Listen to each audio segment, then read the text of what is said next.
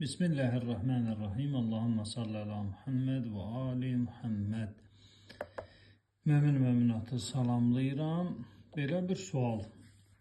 Peyğəmbərimiz Muhammed sallallahu aleyhi və alihi və səlləmin Kərbəla torpağından, mühürdən xəbəri olubmu? Yəni bu mövzuyla Peyğəmbərin vaxtında bir tanışlıq olubmu ya yox? Peyğəmbərimizin həyatında, yaşam tərzində, səhabə həyatında və yaşam tərzində Kərbəla torpağının bu möhrün bir yeri olubmu ya yox? Belə bir sualdır. Bu suala cavab verək. Qarşımda olan kitab Əhməd ibn Həmbəlin, Həmbəli məzhəbinin imamının, Sələf imamı Əhməd ibn Həmbəlin Müsnəd kitabıdır. Birinci cild,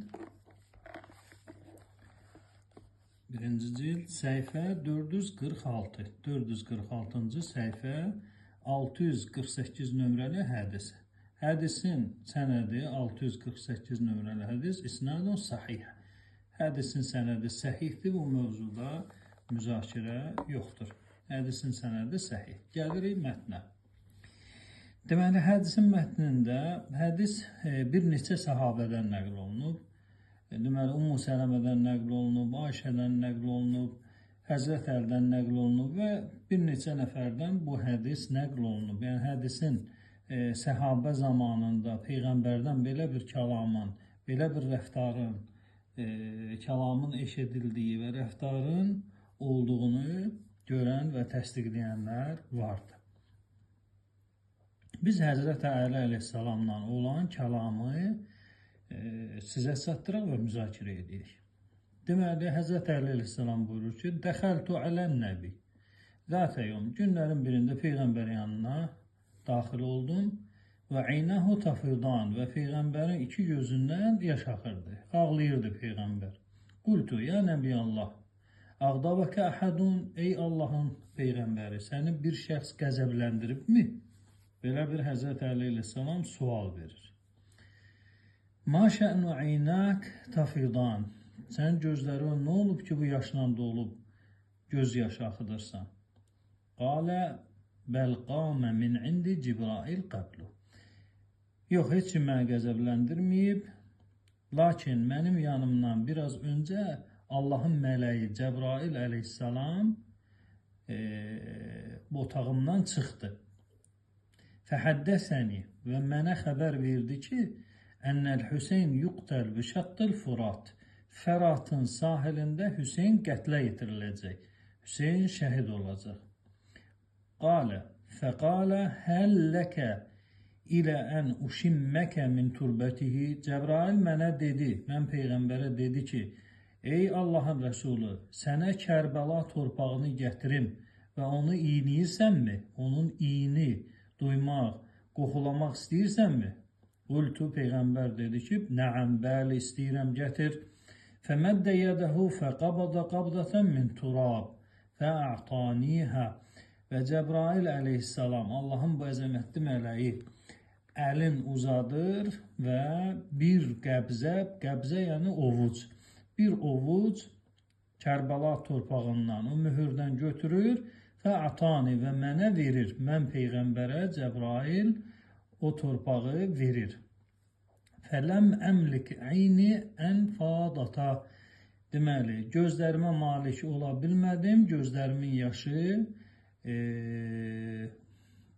Cəbrail mənə möhür verəndən sonra, Kərbəla torpağı verəndən sonra gözlərimin yaşını saxlaya bilmədim. Biz bu hədisin üstündə dayanaq və digər hədislərdən də müəyyən bəndləri götürək. İndi biz müsəlmanıq və bizim Quranda bizə əmr olunur ki, Peyğəmbər nümunədir, örnəkdir hər şeydə biz üçün. Hər bir müsəlmanın nümunəsi və örnəyi olan Muhammed sallallahu aleyhi və səlləmin möhürlə rəftarını diqqətimizə cəlb edək. Başqa bir hədisdə gəlir ki, Ummu Sələmiyə verdi o torpağı və Peyğəmbər Ummu Sələmiyə möhürü verdi və Ummu Sələmə saxladı. Deməli, hər bir müsəlman Peyğəmbər bu rəftarına, Peyğəmbər bu sünnəsinə əməl olaraq evində Kərbəla torpağı saxlamalıdır. Bu bir. İkincisi, Kərbəla torpağını Peyğəmbər iyiləyibsə, iyləmək, bu da Peyğəmbər sünnəsidir.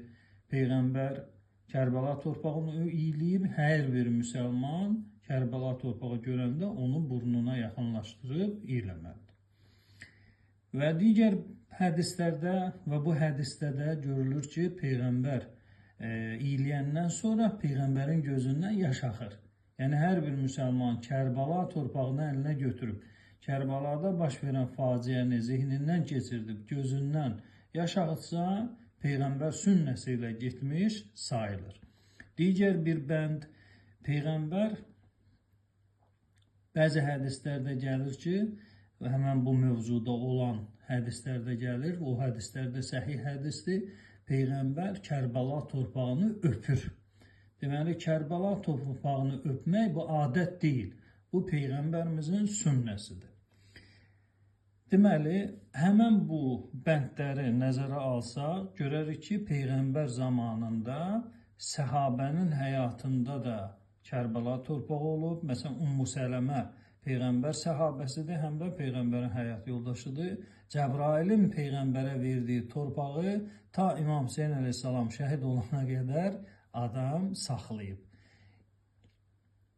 Və Peyğəmbər hətta İmam Hüseyin əleyhissalamın şəhid olduğu gün digər səhabələrin yuxusuna da girir, narahat halda və s. o mövzular geniş şəkildə olub izah eləmişik, o hissəyə qaydılsın. Deməli, bu hədislərdə bir neçə bənd saydıq ki, Peyğəmbərimizin Kərbəla torpağından mühürdən xəbəri olub və bir neçə rəftarını da qeyd etdik və bunlar da kifayət eləyir ki, Kərbəla torpağının digər torpaqlara nisbətən fəziləti və qiyməti üzə çıxsın. Vəssalamu aleykum və rəhmətullahi və bərəkətuhu.